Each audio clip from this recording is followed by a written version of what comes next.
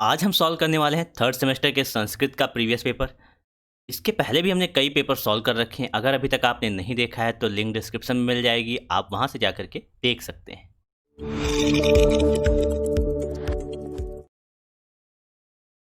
Welcome to वाह गुरुजी दोस्तों। चलिए चलते हैं अपने पहले क्वेश्चन की ओर। हमारा पहला क्वेश्चन है ज वर्ण का उच्चारण स्थान है।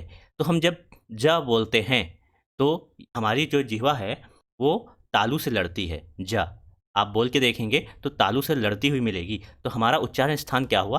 तालु। अगर हम दंत की बात करें तो ये उच्चारण स्थान आपका सा का होता है। देखिए ये जब सा आप बोलते हैं तो दंत से उच्चारण होता है। ऐसे ही ओष्ठ की बात करें तो हमारा प आता है। प जब प बोलते हैं तो देखिए दोनों होंठ मिल जाते हैं, वहीं आपका उच्चारण स्थान हो जाता है। कंठ की बात करें तो आपका आ जाता है क ख। देखिए क और ख बोलते हैं तो आपका कंठ से आवाज़ निकलती है, आपका उच्चारण जो है कंठ से निकलता है। तो इस प्रकार से ये हमारे होते हैं। दूसरा क्वेश्चन है आजीवनम समस्त पद में प्रयुक्त समास है। तो आजीवनम में क्या है आपका? इसका हम अगर समास विग्रह करते हैं तो आता है आजीवनात्। आजीवनात् इसका हिंदी अर्थ होता है जीवन भर। ठीक है, तो इसमें बात करते हैं हम आजीवनम में, तो आपका ये आ जाता है जो उपसर्ग लगता है। तो उपसर्ग किस में लगता है? अव्ययी भाव में। द्विग की बात करें तो द्विग में क्या होगा? द्विग जो होते हैं आपके संख्यावाचक पद में आते हैं, तब आपका द्विग समास होता है। संख्यावाचक होते हैं तब क्या होता है? द्विग समास होता है। एक एग्जाम्पल की बात करें तो जैसे त्रिफला, जिसमें 3 फल होते हैं, त्रिफला। ठीक है, बहुब्रीहि की बात करें तो इसमें क्या होता है? जो सामासिक पद होते हैं हमारे, उनसे भिन्न तीसरा पद जो है प्रधान होता है, कोई अर्थ निकल रहा होता है। जैसे लंबोदर, लंबा है जिनका उदर, अर्थात गणेश भगवान। तो यहाँ पर देखिए गणेश भगवान जो है अलग अर्थ निकल रहा है, एक तीसरा पद जो है प्रधान हो रहा है, तो वहाँ पर क्या हो जाता है? बहुव्रीहि समास। और कर्मधारय की बात करें तो उसमें क्या होता है? विशेषण, पहला पद विशेषण और दूसरा विशेष से होता है। कभी कभी क्या होता है? दोनों विशेष से होते हैं। एक एग्जाम्पल की बात करें तो श्रेष्ठ पुरुष, श्रेष्ठ पुरुष। देखिए पुरुष आपका विशेष है और श्रेष्ठ विशेषण है। कैसा पुरुष है? श्रेष्ठ है। तो ये हो जाता है यहाँ पर कर्मधारय। तो चलिए चलते हैं अपने अगले क्वेश्चन की ओर। अगच्छत रूप है, तो अगच्छत जो है हमारा, वो है हमारा प्रथम पुरुष। ठीक है, वो हमारा प्रथम पुरुष है। आप इसमें कंफ्यूज मत होइएगा। एक होता है अगच्छत जिसमें ये आपका हलंत नहीं लगा होता है, ये आपका कौन सा होता है? ये मध्यम पुरुष का बहुवचन होता है, मध्यम पुरुष का बहुवचन। बहुत छोटी सी मिस्टेक हो सकती है, इसलिए ये ध्यान देने योग्य बातें। आपको ऑप्शन भी वैसे ही मिलेंगे। देखिए इसमें मध्यम पुरुष भी दिया रखा है और यहाँ पर दोनों भी दे रखा है, तो आप कंफ्यूज हो सकते हैं, इसलिए हलंत का भी ध्यान रखना है। तो फोर्थ क्वेश्चन है सर्वनाम शब्द है। तो पुस्तकम, अरण्यम, अश्वम, सर्वेशु, ये आपका सर्वेशु जो है ये है सर्वनाम शब्द। चलिए हम देखते हैं पांचवा क्वेश्चन। नद्या शब्द में प्रयुक्त विभक्ति है। तो जो हमारी नद्या शब्द है, नद्या शब्द आता है हमारा पंचमी और षष्ठी में, पंचमी और षष्ठी में। तो इसमें देखते हैं हमारा कौन आंसर मिल रहा है? षष्ठी, एक ही मिलेगा। छठा क्वेश्चन है दीर्घ संधि का सूत्र लिखिए। तो दीर्घ संधि का सूत्र होता है अकः सवर्णे दीर्घा, अकः सवर्णे दीर्घा। फिर कह रहा है सह, साकम, समम, सार्धम शब्दों का के योग में किस विभक्ति का प्रयोग किया जाता है?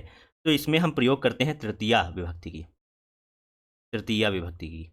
एक एग्जाम्पल देख लेते हैं। लिखा है पुत्रेण सह, पिता आगतः। पुत्र के साथ पिता आते हैं। ठीक है, तो देखिए सह है और यहाँ पर पुत्रेण है, ये आपकी तृतीया विभक्त होती है। इस प्रकार से इसका आंसर ये हो जाएगा। फिर बात करते हैं आठवें क्वेश्चन की। न्यायात पदा प्रविचलंति पदम न धीरा, श्लोकांश का अर्थ लिखिए। तो इसका अर्थ क्या होगा? पदम न धीरा, जो धैर्यवान लोग होते हैं न्याय के पद पर, न्याय के पथ पर चलते हुए भी विचलित नहीं होते हैं, ये इसका हो जाएगा अर्थ। नवा क्वेश्चन है 21 संख्या को संस्कृत में लिखिए। तो 21 को क्या लिखते हैं हम? 21 को हम लिखते हैं एक विंशति, एक विंशति। फिर आता है 10वां क्वेश्चन, सप्ताध्यायी शब्द में कौन सा समास प्रयुक्त है? तो इसमें हमारा सप्त देखिए 7, ये आपका संख्यावाचक हो गया, इसलिए हमारा इसमें हो जाएगा द्विगु समास। द्विगु समास अभी हमने बात की थी इसकी। 11वां क्वेश्चन है, अस्मत् शब्द के द्वितीय विभक्ति के तीनों वचनों का रूप लिखिए। इसका लिखना है हमें, अस्मद का लिखना है। तो आइए देखते हैं हम द्वितीय विभक्ति, हम प्रथमा से देखते हैं। प्रथमा विभक्ति का हम यहाँ पे एक वचन लिखेंगे, यहाँ द्विवचन और यहाँ बहुवचन। तो प्रथमा की बात करें तो होता है अहम, आवाम, वयम। फिर द्वितीया की बात करें तो आता है माम, आवाम, अस्मान। प्रकार से ये हमारे क्वेश्चन का आंसर हो जाएगा। द्वितीया विभक्ति एक से तीनों वचन, एक वचन, द्विवचन और बहुवचन। चलते हैं अगले क्वेश्चन की ओर। अगला क्वेश्चन है, गम धातु का लिट लकार का रूप लिखिए। तो जो हमारा लिट लकार होता है, ये होता है हमारा भविष्य, भविष्यकाल। ठीक है, तो इसमें हम लिखते हैं, देखते हैं क्या होगा। गमिष्यति, गमिष्यतः, गमिष्यन्ति। फिर आएगा गमिष्यसि, गमिष्यथ, गमिष्यथः, और गमिष्यथ होता है लास्ट में, गमिष्यथ। फिर क्या होगा, गमिष्याम, गमिष्याव, हो जाएगा गमिष्यावः और गमिष्यामः। तो हमारा हो गया गमिष्यति, गमिष्यतः, गमिष्यन्ति, गमिष्यसि, गमिष्यथः, गमिष्यथ। ये आपका यहाँ पे विसर्ग रहेगा। गमिष्याम, गमिष्यामः, गमिष्यामः। 13वां क्वेश्चन है, पृथिव्याम लीणी रत्नानि जलमन्नम सुभाषितम मूढ़ पाषाण खंडेषु रत्न संज्ञा विधीयते। पृथ्वी पर 3 रत्न हैं, जल, अन्न और सुभाषितम, अच्छे वचन। फिर भी मूढ़े पाषाण खंडेषु, जो मूर्ख लोग हैं वो पाषाण के, पत्थर के टुकड़े को रत्न की संज्ञा देते हैं। ये इसका हो जाएगा हिंदी में भाव। फिर चलते हैं अगले क्वेश्चन की ओर। अगला क्वेश्चन है हमारा, संस्कृत में सस्वर पाठन की क्या उपयोगिता है? तो सस्वर पाठन से जो होता है हमारा, सबसे पहले तो उच्चारण शुद्ध होता है, दूसरा लयबद्धता होती है, और त्रुटि होने की संभावना कम रहती है। त्रुटि होने की संभावना कम रहती है। ये सब हो जाएंगी सस्वर पाठन पठन की उपयोगिता। 15वां क्वेश्चन है, 17 से 20 तक के संख्यावाचक शब्दों को संस्कृत में लिखिए। तो 17, 18, 19 और 20। तो आइए बात करते हैं 17 की। 17 हो जाता है हमारा सप्तदश। फिर 18 में क्या होगा, अष्टादश। ऐसे ही 19 में नवदश। 19 को और क्या कहते हैं हम, एकोन विंशति, एकोन विंशति। 20 को क्या कहते हैं हम, विंशति। ये हो गया हमारा 15वां क्वेश्चन। 16वां है, निम्नलिखित शब्दों के नाम संस्कृत में लिखिए। कबूतर, कबूतर क्या होता है, कपोता। जामुन, जम्बू।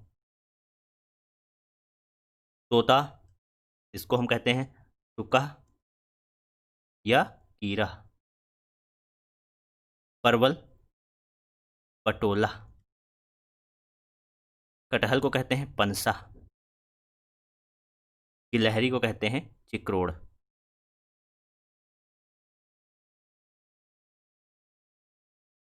ये हमारा हो गया 16वां क्वेश्चन। आइए चलते हैं 17वां क्वेश्चन पे। अपादान कारक पंचमी विभक्ति का प्रयोग उदाहरण सहित लिखिए। तो ये क्या होता है, ध्रुवम, पायेपदानम। इसके उपयोग की बात करें, उदाहरण की बात करें, तो क्या लिखेंगे? इसमें क्या होता है? अलग होना, किसी चीज़ से अलग होने का बोध होता है जब, तब हम पंचमी विभक्ति की बात करते हैं, अपादान कारक की बात करते हैं। वृक्षात पत्रम पतते, हिंदी क्या होगी इसकी? वृक्ष से पत्ता गिरता है। तो देखिए, वृक्ष से पत्ता अलग हो रहा है, तो यहाँ पर हम अपादान कारक पंचमी विभक्ति का प्रयोग करेंगे। 18वां क्वेश्चन है, संस्कृत में अनुवाद करना है। तो आइए देखते हैं। तुम सब कहाँ जाते हो? पहला है तुम सब कहाँ जाते हो, तो इसका क्या करेंगे हम?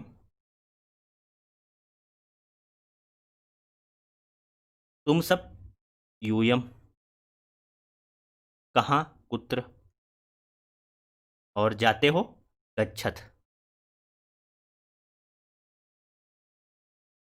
और प्रश्नवाचक चिन्ह। राम के साथ लक्ष्मण भी गए, क्या हो जाएगा? के साथ है, तो यहाँ पर आ जाएगा रामेण। सह लक्ष्मण